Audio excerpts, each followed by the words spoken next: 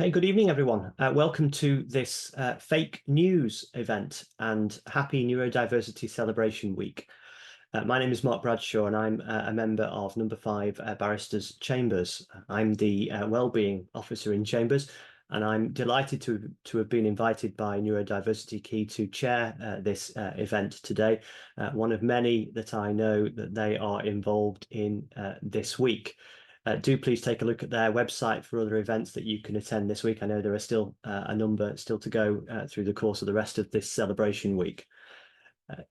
This event and fake news is a neurodiversity myth buster. We will hope to dispel some of the most common neurodiversity misconceptions today and expose the truth about neurodivergence. And I'm very much looking forward to learning myself about neurodiversity from our very knowledgeable speakers today. But a little about Neurodiversity first. Neurodiversity is a non-profit organisation which launched in October 2023 with the aim of making the legal sector and justice system neuro-inclusive, mainly through education and training. The organisation was awarded the Legal Sector Neurodiversity NPO of the Year award in the SME News UK Legal Awards in 2024 and shortlisted in the Women in Diversity in Law Awards 2024, so has achieved a lot in a very short period of time, and I'm sure very much more still to come. We will have three speakers this evening, so I'm going to introduce those to you now. First of all, Emma Lanwarn, who is a co-founder of Neurodiversity and a consultant criminal defence paralegal who was called to the bar in 2022, having been awarded the Rosina Hare Scholarship by Middle Temple. You'll also hear from Danielle Gleischer-Bates, who is the co-founding chair of Neurodiversity and winner of the DE&I Champion of the Year in a Specialist Role Award in the Women and Diversity in Law Awards 2024. Danielle is a double scholar on the Bar Vocational Studies course at City University. And last but not least, you'll hear from Charlotte Clues-Boyne, who is also a co-founder of Neurodiversity.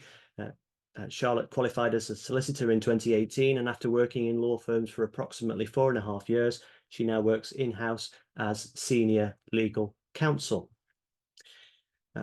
This event is staged in conjunction with No5 Barristers Chambers, so a little about us. We are delighted, as I say, to be involved in this event today.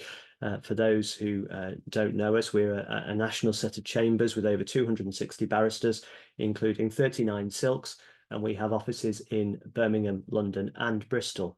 And as you can imagine, from a set of our size, we have expertise across all areas of law, and we also have a number of neurodiverse barristers among our members.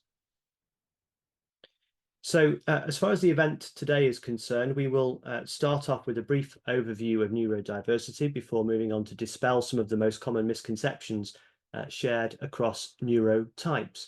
And we will then focus on some of the misconceptions about specific neurotypes before finally looking at how those neurotypes diverge from the majority. Quick word before we get to the material today about surveys. Neurodiversity is conducting 2 unprecedented surveys on neurodiversity and neuroinclusion across legal education, training and practice.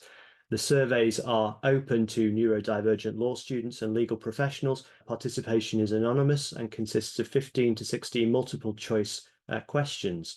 Surveys and more information can be found at neurodiversity.com/surveys, and we certainly would urge as many of you as possible to fill in those surveys whilst they are open. And for the event today, if there are any questions, then I know that the speakers will be happy to take those, and there should be time at the end to deal with those. So please post any questions into the chat function, and we'll come to them at the end of the session. And as you'll have noticed, the session today is being recorded. So without further ado, I'll hand over to Emma, who will be our first speaker. Thank you very much, Mark. Welcome, everybody. So firstly, let's get right down to the basics of neurodiversity, starting with the terminology that we use. The neurodiversity movement is fairly new and emerged from the autistic rights movement, which began in the 90s. As with anything new, there isn't always total agreement on the exact definitions to use. So we're going to go over them now, and we're going to focus on some of the most common ones and define them in a way that we, Neurodiversity, use them. We use the definitions which are most widely agreed upon across the neurodivergent community, and any differences tend to be fairly minor anyway. We want to emphasize that language is often a personal choice, and the most important thing is being respectful to one another. Starting off, we have neurodiversity, which encompasses all of the different forms of the neurocognitive function across humanity. This includes both neurotypical and neurodivergent. As I mentioned earlier, there is also the neurodiversity movement, which advocates for a move away from the deficit-focused view of neurodivergence towards acknowledging and supporting both the strengths and challenges. On to neurotype, and this is the term for a particular form of neurocognitive functioning or brain wiring, for example, neurotypical or dysgraphic. Neurotypical refers to neurocognitive function within a range society deems typical. Neurotypical may refer to a person or a group made up of just neurotypical people. Neurodivergent refers to neurocognitive functioning that falls outside the range society deems typical. As with neurotypical, neurodivergent can refer to a person or a group made up of neurodivergent people alone. Onto neurodiverse. This describes a group of people which is made up of more than one neurotype. For example, it's a mix of both neurotypical and neurodivergent neurotypes, or it can be a mix of neurodivergent neurotypes. Neurominority describes a group who are a minority in terms of their neurotype for which they face discrimination and oppression. Lastly, neuronormativity. This is the framing of what society deems acceptable in terms of neurocognitive functioning as the sole and superior way of being. Now, moving on to the neurodivergent neurotypes, we will focus on ADHD, autism, dyscalculia, dysgraphia, dyslexia, dyspraxia/DCD. So they are all neurominorities, and we're going to focus on the most commonly touched on, as I've just said, but also have many commonalities between them, as well as high rates of co-occurrence with one another. One common area of divergence across the neurodivergent neurotypes is executive functioning, which is like the built-in personal assistant in your brain, which deals with things like organization, time management, and emotional regulation. You probably know that ADHD is being associated with differences in attention, activity, and impulsivity. Meanwhile, your understanding of autism probably includes differences in social communication, social interaction, and processing information, including sensory information. The next four all come under the umbrella of specific learning differences. So dyscalculia, which is less well known, but typically understood as differences in processing numerical information. Probably the least known is dysgraphia, which is characterized by differences in written expression. And you've probably all heard of dyslexia, but not necessarily in terms of differences in processing information and language. Finally, moving on to dyspraxia, otherwise known as DCD, previously known as a clumsy child syndrome. It won't surprise you that dyspraxia is commonly known for differences in coordination and movement. We'll now move on to some busting of some of the common myths applicable across the neurotypes, followed by myths specific to individual neurotypes.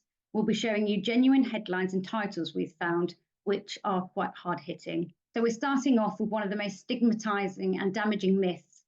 Neurodivergent people are unintelligent and less capable. As you can see from the headlines, neurodivergence is frequently portrayed as being less intelligent or less capable. In fact, it actually goes much further than reduced intelligence or ability. We are called stupid, lazy, and bad. Neurodivergence is seen as mutually exclusive of intelligence or ability. And depressingly, the research shows that teachers see neurodivergence, specifically dyscalculic, dysgraphic, dyslexic, or dyspraxic students as less intelligent, more difficult to teach, or lazy. So not only is the unintelligent, less capable myth inaccurate, but it also follows neurodivergent people throughout and all areas of their lives. Onto the truth. Well, in order to be diagnosed with a specific learning difference per the DSM-5, intellectual disability must be ruled out as a better explanation for a person's divergence. On the subject of diagnosis, high intelligence can result in better compensatory mechanisms and masking, which can lead to missed or delayed diagnosis. Autism is often misunderstood as an intellectual, aka learning disability, and whilst a third of autistic people are intellectually disabled, this is correlative, not causative. In fact, recent research suggests an association with high but imbalanced intelligence. As for ADHD, it has been shown that lower IQ does not cause ADHD differences. Additionally, high intellectual ability can be mistaken for and is not mutually exclusive of ADHD. People who are ADHD or the other neurotypes and considered to have high intellectual ability are referred to as twice exceptional. Aside from the point about diagnostic criteria of the DSM-5, it has long been established that dyscalculic, dysgraphic, dyslexia, and dyspraxic people are typically of normal intelligence. Frustratingly, neurodivergence is commonly referred to as illegitimate in one way or another, for example, as being fake, overdiagnosed, an excuse, or just a fad. This myth really invalidates the difficulties and barriers neurodivergent people face and only encourages the refusal of accommodation and support. Despite extensive evidence of not only the individual neurotypes in isolation, but their significant co-occurrence, we still hear that's all in our heads. We're either using our imaginary neurotype as an excuse, trying to be trendy, or being blamed for the downfall of the NHS, or part of some global commercial conspiracy. But in reality, there are serious implications to the refusal to recognise and adequately support neurodivergence. If neurodivergence isn't real, how is it that there is high hereditability and co-occurrence between neurotypes? It's not self-diagnosis that's breaking the NHS or driving rising diagnoses. That's a result of many different things. Firstly, over the years, diagnostic criteria has widened, making more people eligible for the diagnosis. This includes, for many of the neurotypes, not even recognising adult diagnoses. So many of the people who were missed as children when diagnostic criteria were narrower are now being identified after years of struggling. On top of this, there is a greater awareness and acceptance, meaning people are less likely to actually avoid diagnosis. In actual fact, there is evidence that neurodivergence is actually underdiagnosed across neurotypes. The golden ticket myth. Now, despite being completely misguided, is very, very popular. This myth portrays neurodivergence as a means of obtaining unfair advantages or benefits. This doesn't just relate to financial gain, although snippets about disability benefits, for example, are pervasive. This is also a common myth in relation to the provision of reasonable adjustments. It's not surprising that many neurodivergent people avoid disclosing their neurotype and requesting reasonable adjustments. So it's clear from what we have covered so far that in one way or another, neurodivergent people are considered inferior, face significant stigma and difficulties accessing diagnosis and support.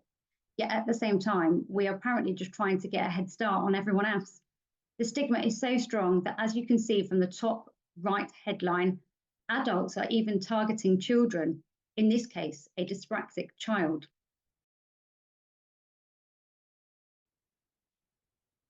According to the prevalent culture, neurodivergence is a tragedy, even sufferance or a burden.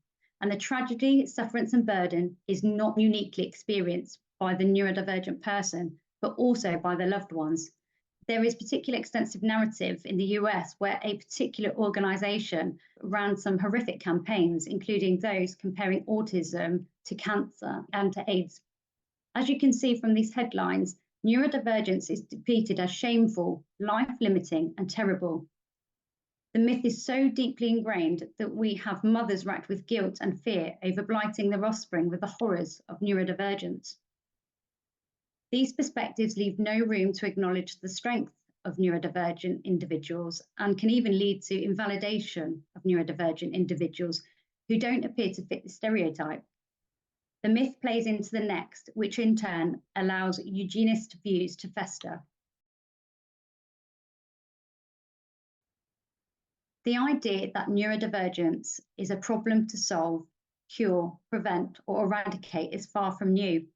Autism is the most well-known target for seeking a cure and finding a cause.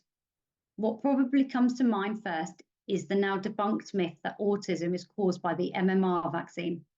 As you can see, we've now moved on to BPA, contaminated water, and other vaccines. However, it started much earlier than this in the World War II period. Society is so concerned with changing or eradicating neurodivergence that it's resorting to methods that you would expect to hear in the 50s, from electric currents to the brain to bleach. Most horrifyingly, though, there have been cases in the Netherlands where assisted suicide has been approved either solely or mainly on the basis of autism. As mentioned before, from a diagnostic perspective, these neurotypes used to be mostly associated with children rather than across the lifespan. Society's understanding has changed very little, and this myth still exists. Not only is neurodivergence misunderstood as a childhood phenomenon, but neurodivergent people are seen as childlike and infantilized. This myth is perpetuated by the media and depictions of neurodivergent people as either children or childish.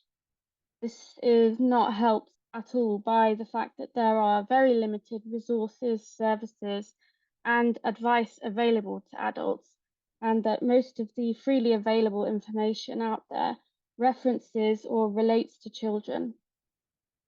Additionally, there is still less research on neurodivergence in adulthood compared to childhood. This is especially true, for example, for dyscalculia. The puzzle piece, which is often coloured in childish bright colours, tends to be used to symbolize autism, insinuating that autistic people are either children or childlike adults. Research even shows that people often perceive ADHD as immature. This myth persists despite research demonstrating that neurodivergence exists across the lifespan, and even that neurodivergence may be missed as a child and be outwardly expressed differently as an adult thanks to acquired compensatory mechanisms, for example in dyslexia and dyspraxia. The impacts of neurodivergence may even worsen throughout life, as it does with dyslexia. Before we begin with this one, I want to take a moment to explain that we fully support celebrating neurodivergent ability, strength, and achievement, and we respect individuals' choices as to whether they personally identify with the superpower narrative. However, it is a contentious narrative, and we have to address how this narrative, as a generalization, can be harmful and inaccurate. In more recent years, neurodivergence has begun to be associated with the idea of superpowers, which is usually well-intentioned, even if unhelpful. Of course, there are people who do find this empowering to identify with superpowers, and this narrative is considered problematic by many for a number of reasons. To begin, superpowers, by their very nature, insinuate abilities which are outside of human capability. Assuming we interpret the superpower narrative in this way, we're setting unrealistic expectations, minimizing the very real, serious challenges and barriers faced by neurodivergent people, and even setting ourselves up for failure. We also risk alienating the individuals who do not identify with having superpowers, and consequently may not only feel they're failing at neurotypicality, but also neurodivergence. The narrative fuels dehumanization, considering you cannot be a human and have abilities beyond human capability. It can also drive infantilization, which is unsurprising, really, given the association of superheroes with children's dressing up boxes and playtimes. But finally, even if taken less literally, it's still not accurate.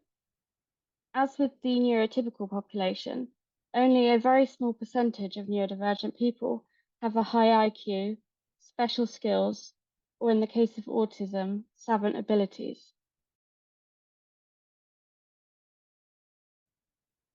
Despite the lifelong struggles many neurodivergent people face, the myth that neurodivergence is trivial or not serious enough prevails.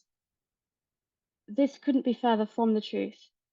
The specific learning difficulties tend to be seen purely as academic school difficulties, whereas ADHDers and autistic people with low support needs may be dismissed as just being quirky, fussy, rude, or difficult. Unrecognized and unsupported neurodivergence can have devastating impacts. The school to prison pipeline refers to the increased risk of incarceration as a result of school exclusion among young neurodivergent people. And this results from unidentified, ignored, and undersupported neurodivergent needs at school and within the youth justice system.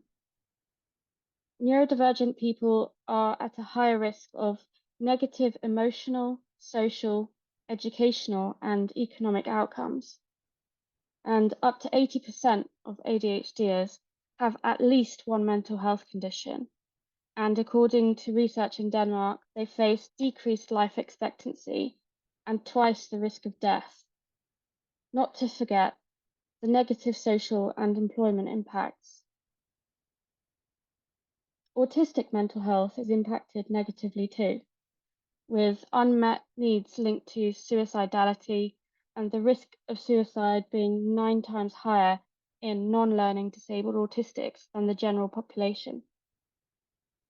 Health inequality reduces autistic people's lives who also face an employment and wage gap.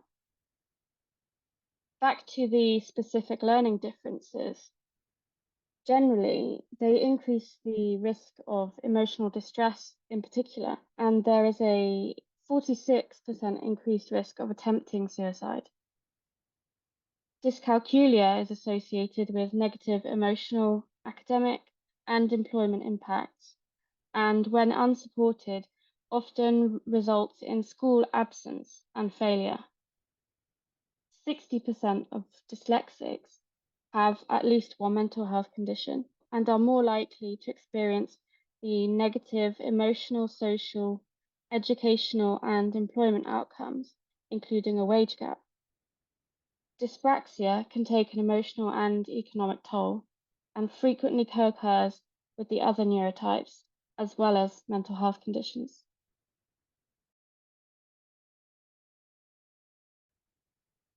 Now that we've covered some of the common myths across the board, we're going to dig down into the myths associated with individual neurotypes, starting with ADHD, which many people wrongly assume is actually just bad behavior or a lack of discipline.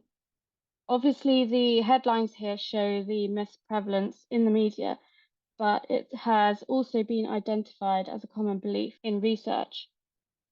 Describing ADHD as naughtiness not only invalidates and minimizes the serious impacts, but it places the blame on the ADHDer rather than a neuro-exclusive, unsupportive environment and encourages the child's stereotype.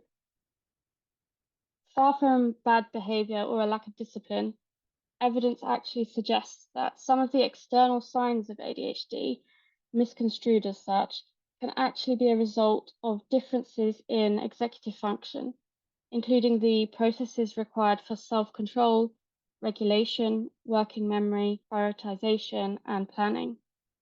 These differences may manifest as, for example, interrupting others, blurting things out, difficulty focusing, and following instructions.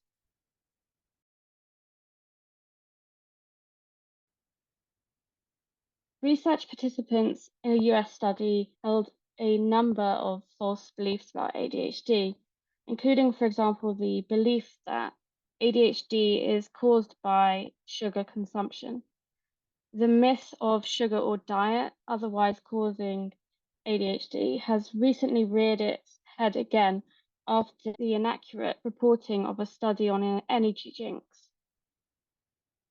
As we know from busting the previous myths, there are a number of factors that cause ADHD. For example, its high heritability indicating genetic components, as well as differences in executive function and brain structure.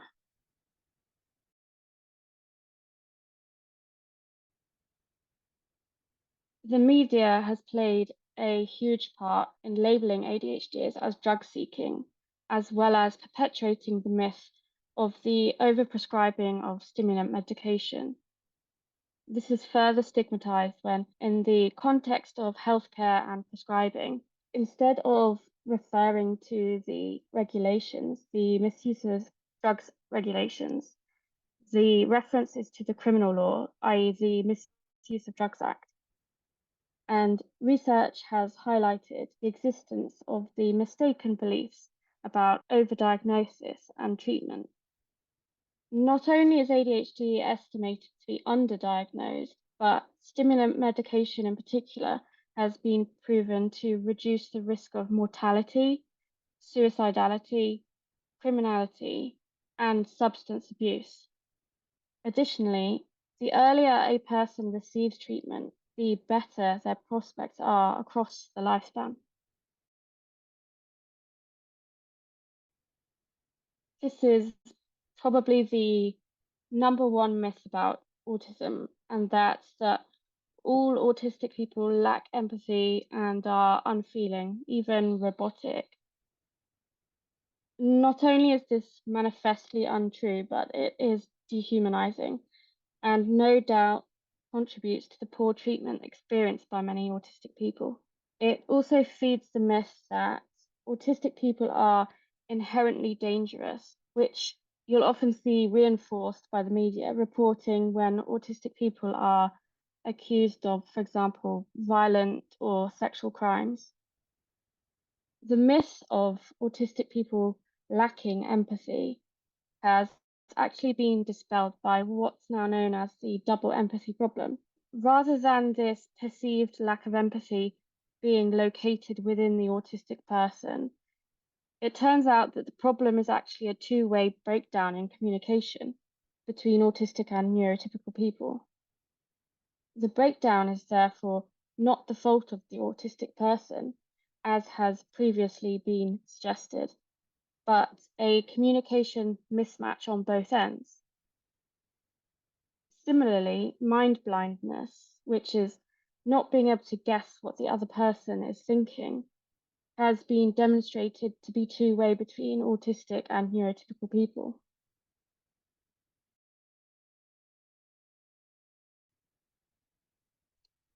The dramatic, fussy, and difficult trope is often used to invalidate autistic people's sensory processing differences and to negate the need to act and accommodate those needs.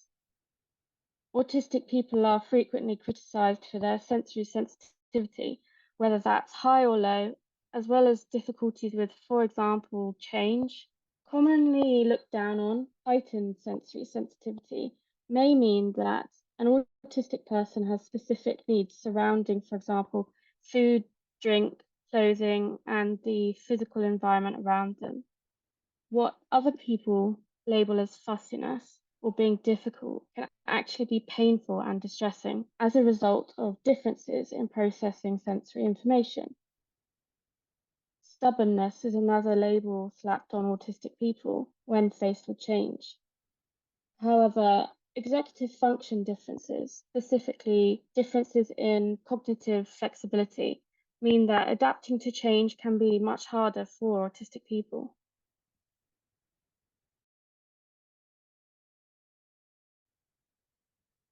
You may have heard of dyscalculia being referred to as math anxiety. To muddle things further, to do actually co-occur, but it's really unhelpful to conceptualize dyscalculia as maths anxiety because it ignores not only the inherent numerical processing differences of dyscalculia, but also the differences that aren't specific to maths.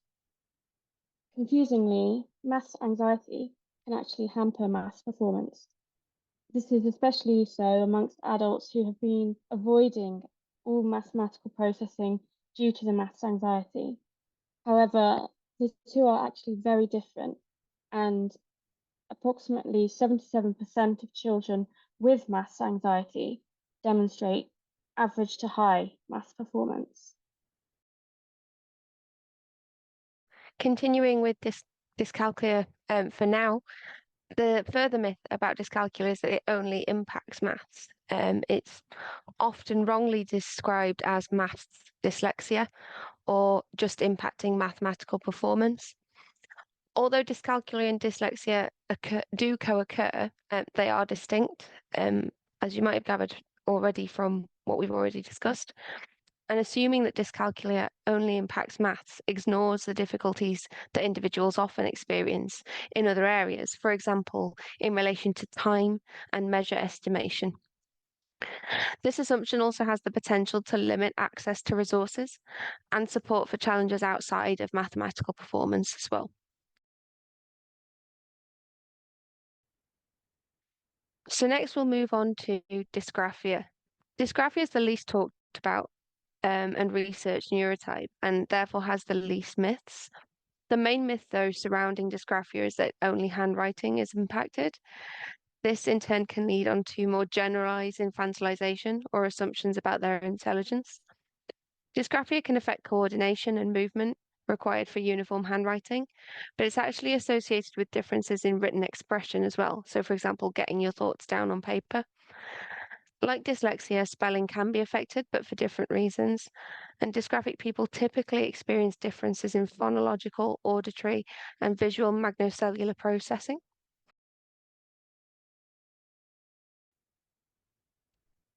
Moving on to dyslexia, one of the most common myths about dyslexia is that dyslexic people reverse letters when reading and writing, or that dyslexia is a visual problem. However, this isn't true. Not all dyslexics reverse letters or experience visual disturbances, because they're in fact caused by differences in visual processing, for example, visual stress and binocular vision differences.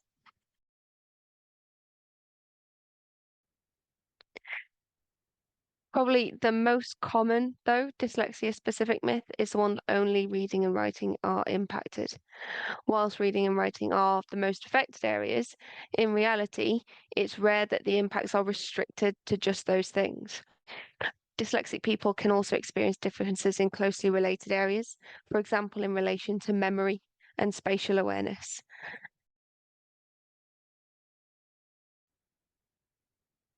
It's no real shock that dyspraxia, which was once called clumsy child syndrome, is frequently misunderstood as simple clumsiness. Impacting coordination and movement, dyspraxia can manifest as differences in both fine and gross motor movement and coordination, but can also include differences in speech, vision, spatial awareness, and sensory processing. Additionally, it is common for dyspraxic people to experience differences in memory and concentration as well. So now we're going to move on to talk a little bit about the individual neurotypes and explain a bit more about them. We've touched on individual neurotypes to an extent already, but we're going to take a deeper dive into each one in terms of their areas of divergence, strength, and challenge. The cards we're using are on the resources page of our website if you'd like to see the full deck. And these are by no means exhaustive. And of course, every person is an individual as well. And this is even more so when someone is multiply neurodivergent. So for example, autism and ADHD, which we refer to as ADHD. Starting with ADHD, common areas of divergence are concentration, attention, impulsivity, physical and mental activity, motivation, and working memory. These differences manifest as a mix of common strengths and challenges. For example, an ADHDer may exhibit strength in creativity, hyperfocus, spontaneity, enthusiasm, interpersonal skills, innovation, and being fast acting. But on the other hand, the following may be more of a risk or a challenge for ADHDers. So in relation to their short-term memory, organization, timekeeping, managing risk-taking, distractibility, directing their attention, maintaining their concentration, impulse control, and emotional regulation. ADHDers are colloquially referred to as having interest-based nervous systems. This means they may find it harder to manage challenges if the task isn't something that doesn't ignite their passion. On the flip side, engaging in personal passion can not only make the challenges easier to manage, but also really take advantage of the strengths. An autistic person typically diverges in areas of social communication and interaction, sequencing, sensory and auditory processing, working memory, interoception, and cognitive flexibility. Before we look at the areas of strength, I'll explain a few of those areas. Sequencing is effectively putting things, thoughts, or concepts in order. Interoception is your perception of internal senses, for example, whether or not you're hungry, whether you need the toilet, whether you need a drink, your temperature, your heart rate, and your breathing. Cognitive flexibility refers to mentally adapting to changes. If you're autistic, you might find your strengths lie in problem solving, lateral and logical thinking, direct, clear communication, niche, in-depth knowledge, a strong sense of justice, hyperfocus, or attention to detail. Interestingly, attention to detail is associated with how autistic brains process information. An autistic person filters out less and processes more information. Conversely, this can be a huge challenge and lead to overwhelm and meltdowns. Other challenges for autistic people include change and unpredictability, holistic social norms and cues, sensory or over or under sensitivity, emotional and physical regulation, putting things and ideas in order, organization and timekeeping. And being holistic refers to anyone who is not autistic, whether they're neurodivergent or neurotypical. Moving on now to dyscalculia. The dyscalculic's brain divergence lies in numerical processing. So again, this can relate to sequencing and working memory, attention, visuospatial processing, and long-term memory. These are wide-ranging areas of divergence which really demonstrate that dyscalculia is not just about maths.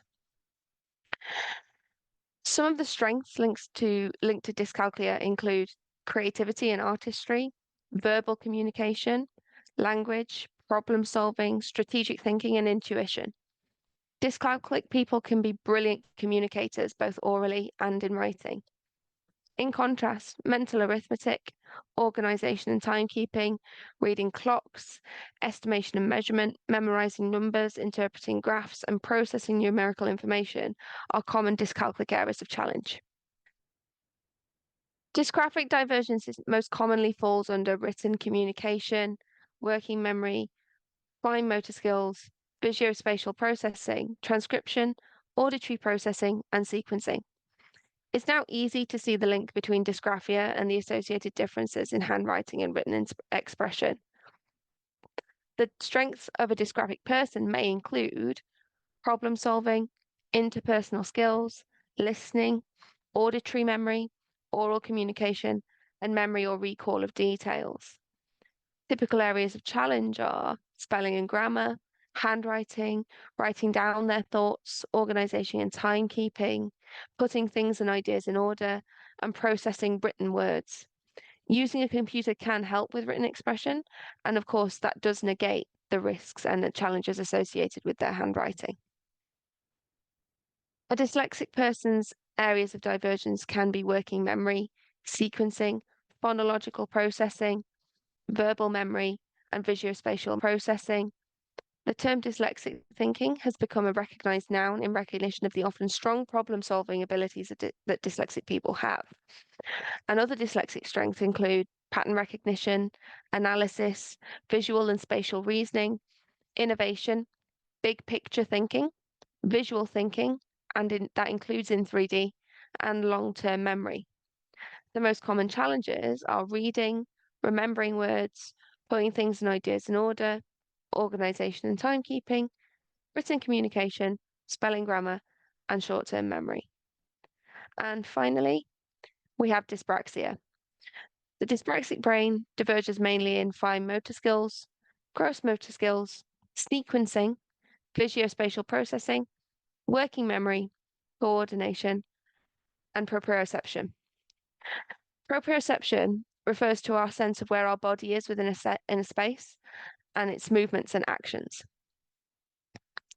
If you are dyspraxic, your strength might lie in creativity, empathy, problem solving, verbal communication, long-term memory, strategic thinking, and auditory skills.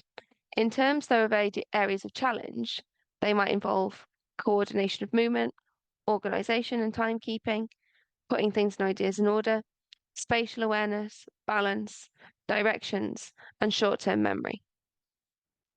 So that's everything for our slides. You can see all the references there on the slides if you do want to have a further look. Thank you very much then to all three speakers this evening for a fantastically informative presentation.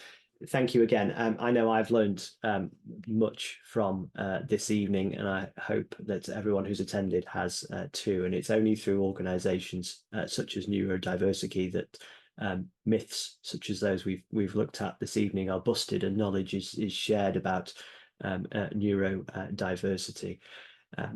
Can I just send one final reminder about the surveys? I know that's a very important part of Neurodiversity's work. So please, if you do get the opportunity, please do complete those surveys. And you can find contact information about Neurodiversity on the screen at the moment. It's fantastic to have been a part of Neurodiversity Celebration Week. Thank you very much to everyone, and I'll wish you all a good evening.